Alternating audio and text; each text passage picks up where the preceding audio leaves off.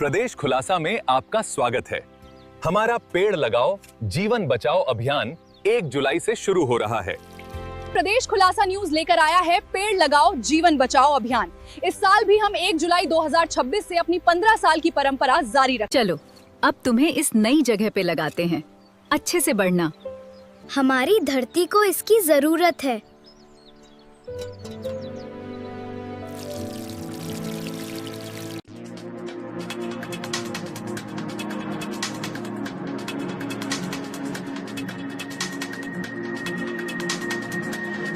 खबर चलाने और बदनाम करने की धमकी देकर ऐंठे लाखों रुपए, फ्लैट की भी की गई थी demand. Additional DCP Amarendra Singh ने दी जानकारी। पलक ठाकुर की विशेष रिपोर्ट। इंदौर में खुद को पत्रकार बताकर ब्लैकमेलिंग करने और डरा धमकाकर लाखों रुपए वसूलने का एक सनसनीखेज मामला सामने आया है। बाणगंगा थाना क्षेत्र में एक कॉलोनाइजर की शिकायत पर पुलिस ने त्वरित कार्रवाई करते हुए 4 आरोपियों के खिलाफ धोखाधड़ी और ब्लैकमेलिंग का केस दर्ज किया है। इस गिरोह के एक मुख्य आरोपी अनवर खान को पुलिस ने गिरफ्तार कर लिया है, जबकि गिरोह के 2 अन्य सदस्यों की सरगर्मी से तलाश की जा रही है।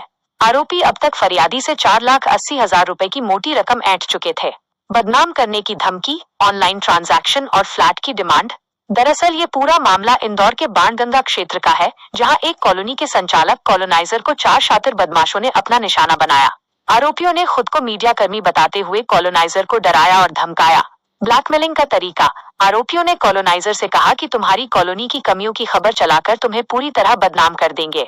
बदनामी के इसी डर का फायदा उठाकर आरोपियों ने फरियादी से अलग अलग किश्तों में कुल 4,80,000 रुपए की राशि ऑनलाइन ट्रांजैक्शन के माध्यम से अपने खातों में ट्रांसफर करवा ली। बताया जा रहा है कि पैसों की भूख यहीं शांत नहीं हुई। आरोपियों द्वारा कॉलोनाइजर से एक फ्लैट की भी डिमांड की जा रही थी। लाखों रुपए देने के बाद भी जब आरोपियों की प्रताड़ना और अवैध वसूली बंद नहीं हुई, तो पीड़ित कॉलोनाइजर ने हिम्मत जुटाकर बाणगंगा थाने में मामले की लिखित शिकायत दर्ज कराई। पुलिस ने बैंक ट्रांजैक्शन और डिजिटल सबूतों के आधार पर तत्काल 4 लोगों को नामजद कर मामला दर्ज किया। पुलिस की त्वरित कार्रवाई। एडिशनल डीसीपी ने कहा, बाकी आरोपी भी जल्द होंगे अंदर। मामले की गंभीरता को देखते हुए पुलिस ने दबिश देकर आरोपी अनवर खान को हिरासत में ले लिया है। मामले में जानकारी देते हुए एडिशनल डीसीपी अमरेंद्र सिंह ने बताया कि फरियादी की शिकायत और ऑनलाइन पैसों के लेन देन के पुख्ता सबूतों के आधार पर केस दर्ज किया गया है। गिरफ्तार आरोपी से पूछताछ की जा रही है और फरार अन्य 2 आरोपियों की गिरफ्तारी के लिए पुलिस की टीमें लगातार दबिश दे रही हैं, जिन्हें जल्द ही सलाखों के पीछे भेजा जाएगा। प्रदेश खुलासा के तीखे सुलगते सवाल। एक चौथे स्तंभ की आड़ में छिपे इन ब्लैकमेलरों का असली आका कौन है? इंदौर में पिछले कुछ समय से फर्जी आईडी कार्ड गले में लटकाकर व्यापारियों और कॉलोनाइजरों को डराने धमकाने वाले गिरोह सक्रिय हैं। क्या आबकारी पुलिस और नगर निगम के कुछ निचले स्तर के भ्रष्ट कर्मचारियों का इन्हें मूक संरक्षण प्राप्त है, जो ये बेखौफ होकर लाखों की उगाही कर लेते हैं? 2. अवैध वसूली के लिए ऑनलाइन ट्रांजैक्शन लेने का हौसला कहां से आता है? कानून का खौफ इतना खत्म हो चुका है कि ब्लैकमेलिंग की रकम सीधे बैंक खातों में ली जा रही है। क्या इन अपराधियों को लगता है कि इनका रसूख इन्हें पुलिसिया कार्रवाई से बचा लेगा? प्रदेश खुलासा की विशेष संपादकीय टिप्पणी। पत्रकारिता के पवित्र नाम पर कलंक है ऐसे पीत पत्रकार, इन्हें बख्शा न जाए।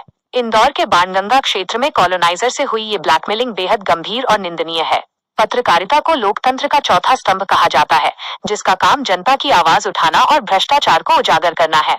लेकिन जब कुछ अपराधी प्रवृत्ति के तत्व गले में प्रेस का कार्ड डालकर अवैध वसूली का धंधा बना लेते हैं, तो इससे पूरी जमात बदनाम होती है। प्रदेश खुलासा बाणगंगा पुलिस और एडिशनल डीसीपी अमरेंद्र सिंह की इस त्वरित कार्रवाई की सराहना करता है, जिसने बिना किसी दबाव के आरोपी को दबोचा। लेकिन इसके साथ ही हमारी ये मांग है कि इस गिरोह के बाकी बचे सदस्यों को भी जल्द से जल्द गिरफ्तार कर ऐसी सख्त सजा दिलाई जाए जो एक नजीर बने।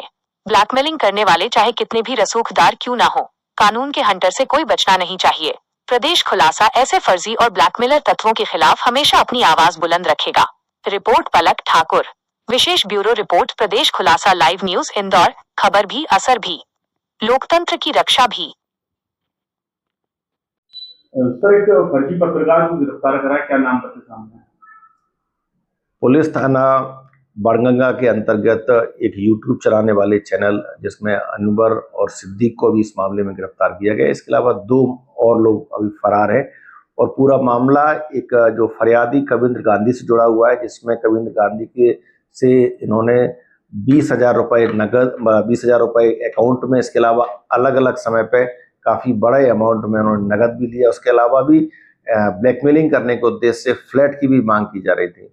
फिलहाल जब इसकी शिकायत थाने पर बड़गंगा पहुंची तो इसमें पुलिस ने इसमें कॉग्निजेबल अपराध पंजीबद्ध किया है एक्सटॉर्शन का, और इन दोनों को, अनवर और सिद्दीक को, इसमें अरेस्ट किया गया है। इसके अलावा 2 लोगों की और अभी तलाश है। सर कुल कितने की ब्लैकमेलिंग की गई आरोपी के द्वारा? इसमें लगभग 4 लाख से अधिक की राशि नकद ली गई है, 20,000 रुपए कैश के वो अकाउंट में लिए गए हैं। इसके अलावा मतलब फ्लैट की भी मांग की जा रही थी। तो इस जब बाद में फरियादी द्वारा इन डिमांड्स को पूरा नहीं किया तो काफी इसके ऊपर दबाव बनाया जा रहा था। उसके बाद ये मामला पुलिस के संज्ञान में आया।